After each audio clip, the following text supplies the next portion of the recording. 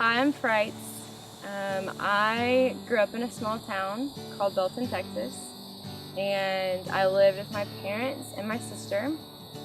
And growing up, it was kind of one of those things where we went to church all the time. I grew up in the church, but who Christ was never really infiltrated or drastically changed my family in any way. So the decisions we made, the things that we did, were just more of like this checklist of doing the right things instead of actually doing things that would bring Christ glory. And so I feel like because of that, because of me not seeing like my parents surrendered to Jesus, I never did that in my own life. And that made a huge difference in the way that I approached Christianity. So I always kind of went to God with this mentality of, God, like, this is what I want and I want you to bless it. So I realized going into high school, I guess around like my sophomore, junior year, that I was just kind of playing this game, and I was going to church and I was hearing all these things about God, but realized that what they were saying was not in any way a part of my life in a way that was transformative or was healing. And I remember specifically one time really just like breaking down and really praying, I think probably for the first time a prayer that was really just like, God, I don't know what I'm doing anymore.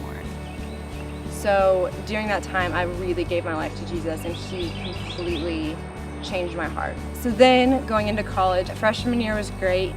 I got to the end of that year and had made really good grades and got this awesome opportunity to go to dental school. So I got accepted into this program and really was just on the right track of what the world had told me that I was supposed to be, what my parents had told me I was supposed to be.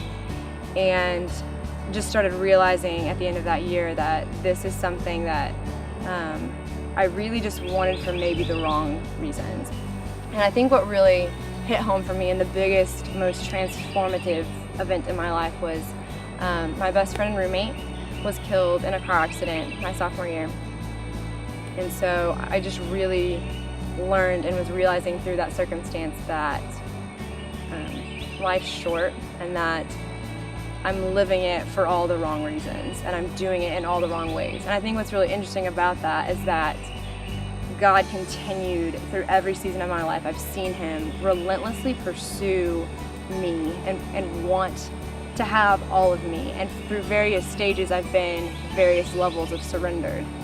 But it's cool to see His steadfastness even in the midst of every single bit of that story. My name is Frights, and I have surrendered my story to His story.